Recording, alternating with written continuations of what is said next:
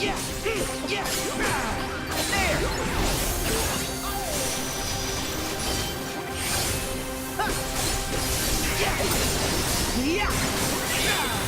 off!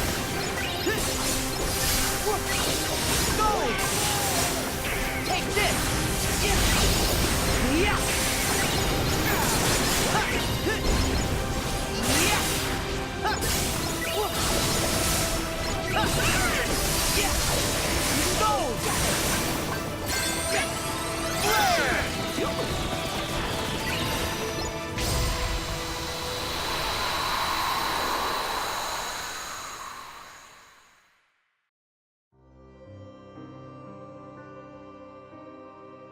Secret Report 1. Recollections. Am I alive? I awoke in a cell, alone until the researchers came with their tests and their prodding to uncover my identity. I had no answer to offer them. 4 friends and a key. That is the sum total of my memory. I could not even recall my name. I was simply called X there. My only solace was the time I spent talking with the 2 boys who would visit from time to time. One day, a man came to take me from the prison. I could not see him for the darkness, save that he wore an eye patch. Even now, years on, I feel no closer to understanding who or what I am. May my heart be my guiding key. Unknown. Secret Report 2. Mark of Mastery Journal. Some days have passed since I set off on my journey to prepare for the Mark of Mastery examination. Ericus asked for leave to undertake the same pilgrimage, but apparently I am to be first to tour the worlds written of it in the old fairy tales. Until a few short years ago, I known only my own world, a speck of land surrounded by sea. But how I dreamed of, yearned for the world beyond. And granted guidance from the future, I left that nest behind. As I treaded the path to my master's side, I came in contact with the darkness in many forms. I knew even then, as my instinct, terrifying as its power was, it could be harnessed, mastered. Ericus is a blue blood, descended from the very first masters in the Age of Fairy Tales. But I did not come this far to indulge in adulation. I will be his peer, his equal, and to do that, I must learn to wield the power born from both darkness and light in proper balance. Xehanort.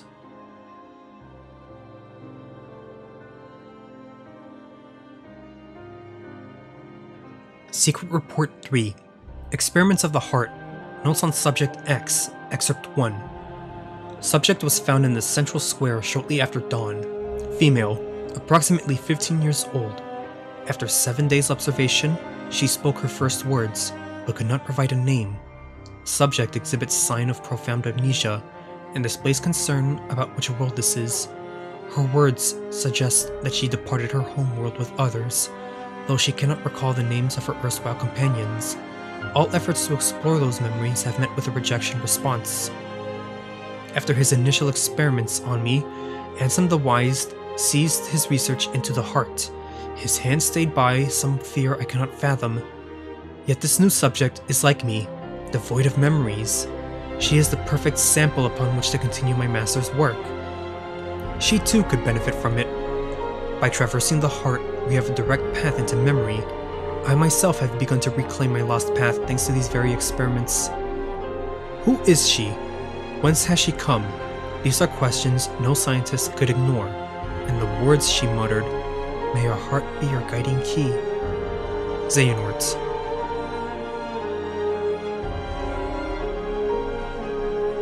Secret Report 4. Experiments of the Heart. Notes on Subject X. Excerpt 2. Subject's memories have not returned, and our conversation remain less than lucid. What fragments can be gleaned evoke a bygone world, like one out of fairy tales. As improbable as it seems, the question may not be where she has come from, but when. If she truly has crossed through time, the prospect of probing her heart is all the more compelling. My pilot studies used a handful of subjects, but none possessed the fortitude to endure them. Ultimately, all suffered mental collapse. I knew it would be a heavy blow to lose a subject as unique as she. Upon discovering the tests I've been conducting, My master demanded that I cease my work immediately and destroy what research I have compiled. Worse still, he ordered the release of my remaining subjects. She is gone. Where is Subject X now? Has Wise Master Ansem hidden her away? Whatever the case, I will not be deterred. I will take her place as the first subject in the grand experiment to come. Xehanort. Secret Report 5 Memoirs, Excerpt 1. That castle was a wonderland to us children. Within its walls, Ansem the Wise conducted his research, and the fruits it bore allowed everyone outside to live in peace and happiness. That alone was enough to stoke our interest, but not all of the rumors that escaped its walls were so benevolent. By night, the muffled sounds of human wails emerged. There was talk of dangerous human experimentation.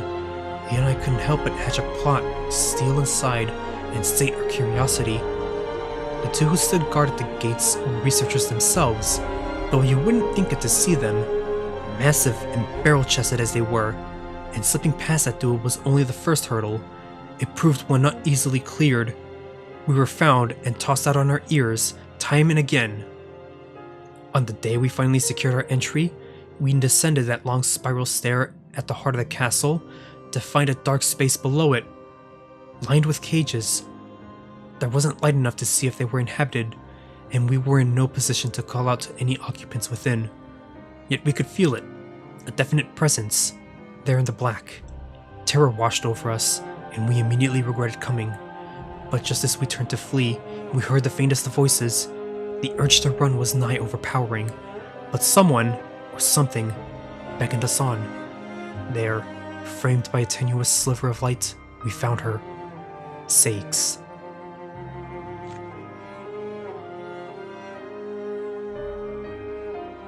Secret Report 6 Memoirs, Excerpt 2. It was too dim to make out her features. We spoke to her in hushed whispers. Who was she? Why was she imprisoned here? She had no answers for us, had no memories at all. She was an enigma, but I knew I wanted to help her. And so we continued our infiltrations. Most of them stopped short at the castle gates. When we did manage our way inside, we spoke with her. That was all the comfort two children like us could offer. But Lee had other ideas. He was determined to free her. We slipped into the castle that day knowing only that we wanted with all our hearts to save her. But we did not find her inside on that day or the next, or any of our subsequent visits. Had she been moved? Had we simply imagined her? Lee and I knew there was only one way to be certain, and so we stand before the castle gates today, not as trespassing children, but in order to become Ansem the Wise's newest apprentices. Sakes. Secret Report 7 On the Replica Program and Reanimation. Following my erasure and my recompletion as a human, I did not awaken right away. Perhaps the damage was exceptionally grave. Even after waking, I remained in bed, pondering my next course of action. In my work on the replica program for the organization, I produced some 20 vessels. Most of the early results were failures. Not one of them granted a number. The first successful to emerge from that early lot was the Riku replica. Subsequently, Shion, or I, was essentially indistinguishable from a natural human, though she became unstable due to the influence of others. Using those two as my foundation, I worked to construct a number of nigh-perfect replicas, but just as they neared completion, my efforts were cut short.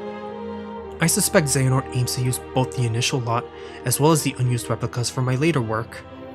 I arose today and decided to walk out to the square, my first outing in some time. Yet my stroll was interrupted when a surprising visitor appeared with an unexpected offer. Though younger than me, he'd risen to become Xemnas' right hand. I accepted his terms and became a nobody once more. Easier to gain access to the old replica program that way. Whatever it takes to atone. Vexen.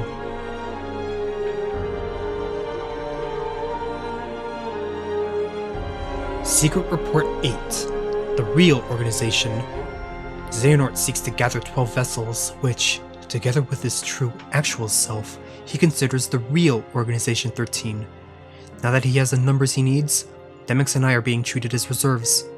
Several others who served Xemnas in the old organization have followed the same course as mine, electing to abandon their newly restored humanity and rejoin the real organization as nobodies. But not Xemnas.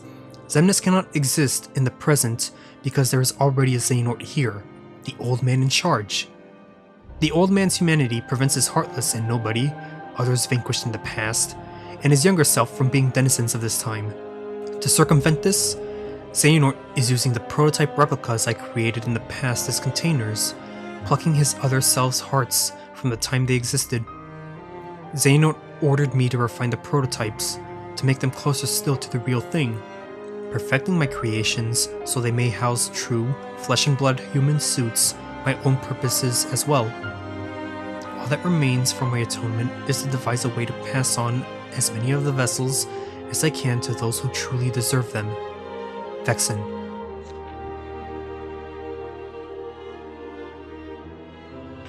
Secret Report 9, Ansem Code Conspectus, Excerpt 1. I have pored over the data my master entrusted to Riku. Here, I offer my preliminary conclusions.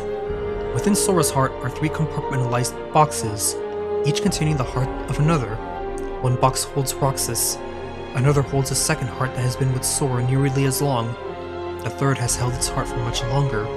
These hearts have melded with Sora's and no longer have voices of their own. Any attempt to mechanically extract them could prove as dire for Sora as what caused him to become a Heartless in the first place.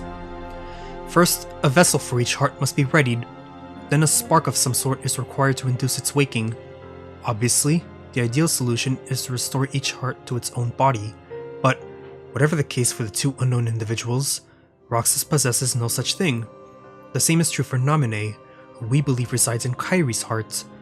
Still, if alternate bodies can be secured for them, all their hearts require to be awakened is that spark, people they cared for and who cared for them, who can show them the way home. Complete and perfect digitalization of the heart is impossible. We can only hope to partially reconstruct it. Thus, I see no way forward but to extract the hearts we so desperately need directly from within Sora. Fortunately, the data stored in Twilight Town contains a near-perfect record of the memories of those who lived there, and for Roxas and Naminé especially, this is crucial. Ienzo.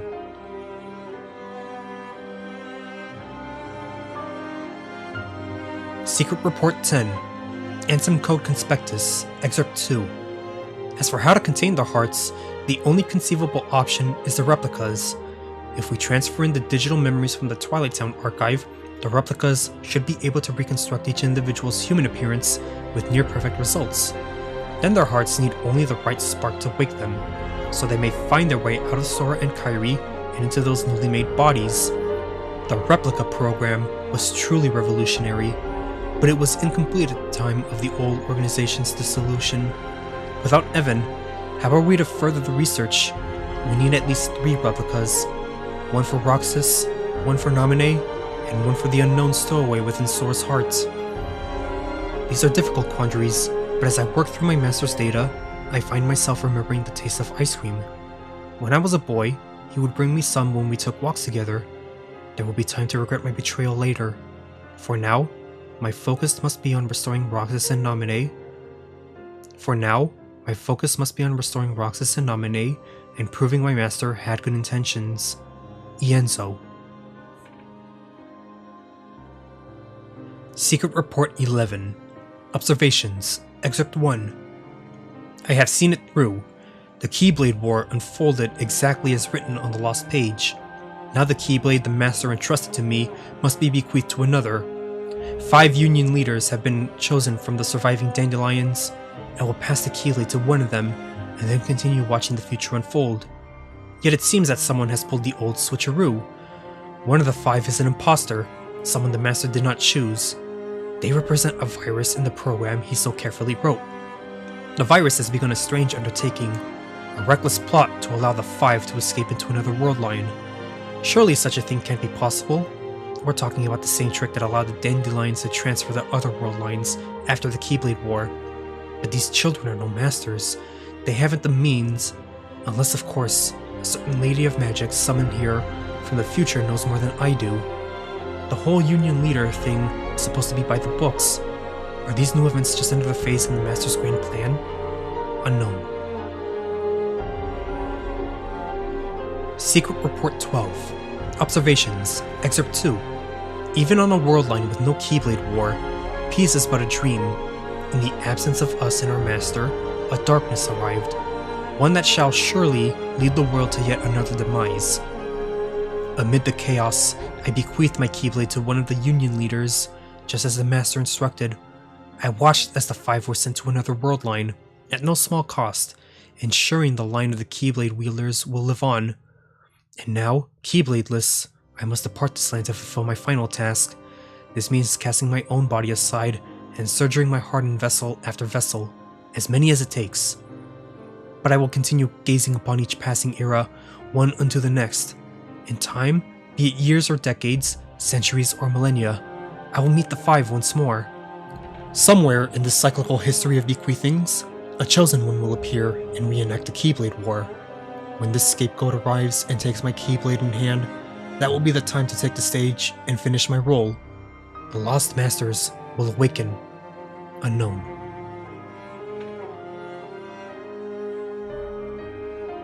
Secret Report 13. Observations. Excerpt 3. It seems this body, this name will be my last. The lives I have lived over the ages could fill volumes, but for now, I must focus on what matters most. The Keyblade has been successfully passed down, generation to generation, and it seems the Keyblade Master devoted to the darkness may finally arise. Until now, I have watched over the course of events from a distance. Perhaps the time has come to intervene. I need only play the role of a fool desirous of the Keyblade's power. I will don the mask of his ally in order to keep watch over my Keyblade from close by.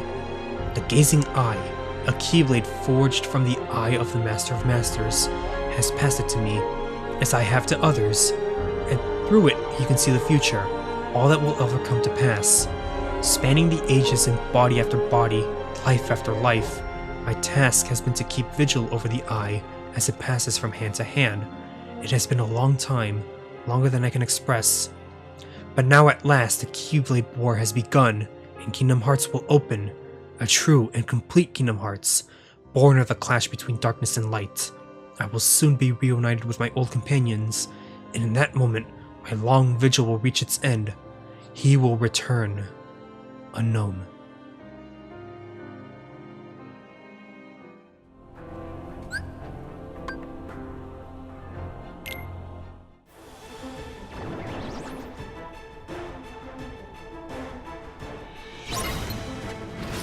Yeah.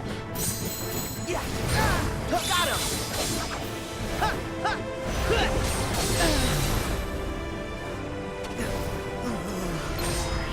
Yeah. Ha. Yeah. Yeah. Ha, ha. Yeah. Yeah. Ha. Ha. Heal. Ha. Back off. Ha. Yeah. Yeah, back at ya!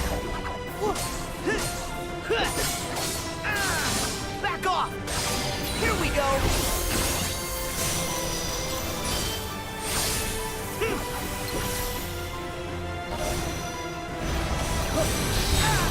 Got him! Go!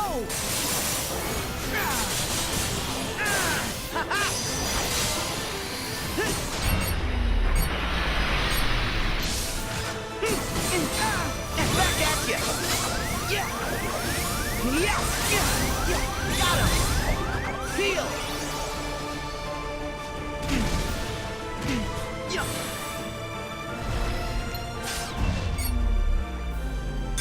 Take this!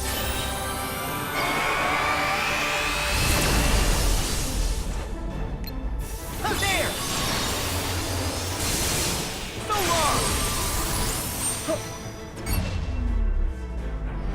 So long!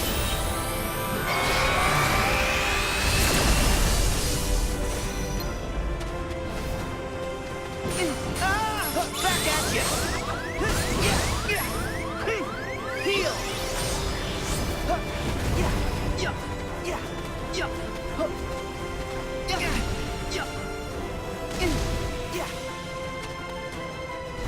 Yeah!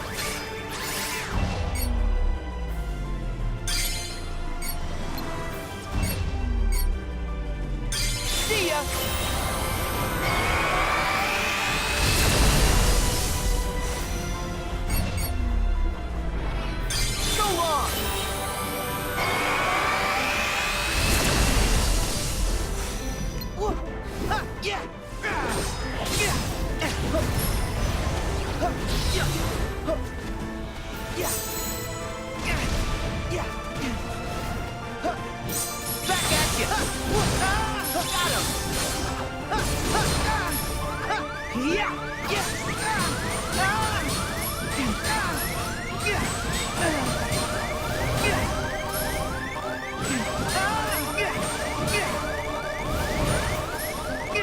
Nice!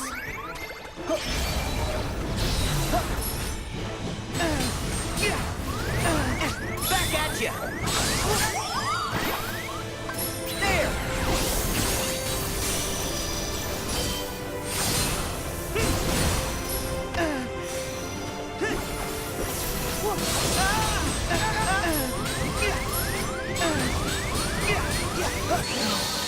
It can't be.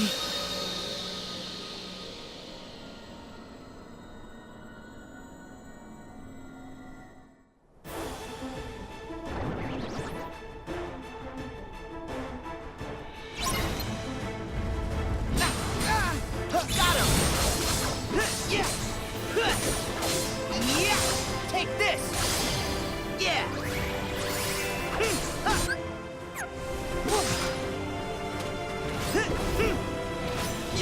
Take this! Back at you! Try this!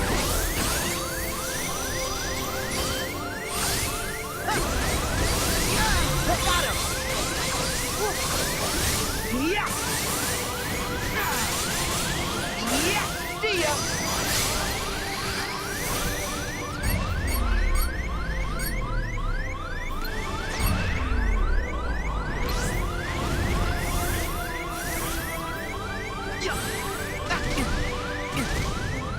Nice! Back off! Yeah! Go! So long! There! So long! It's over!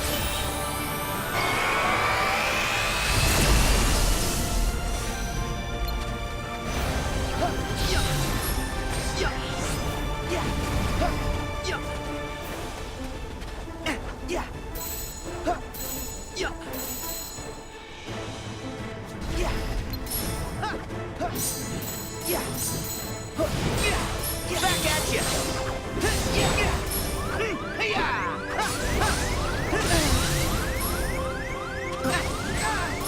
Got him!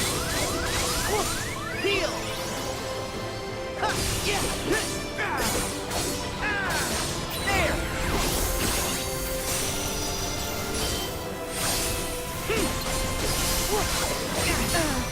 Back at you! Take this! Yeah! Back off!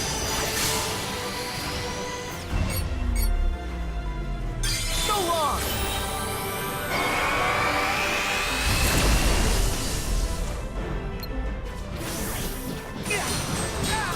Got him! Heal!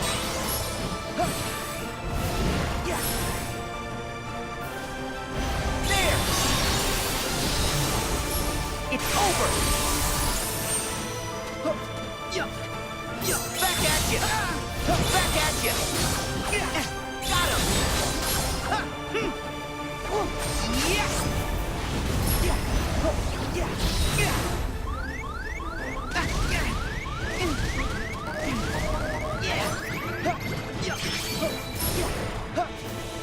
Take this! Back off!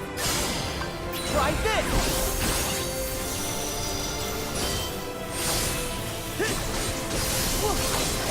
Go! Back at you! Nice! Got him! Yeah!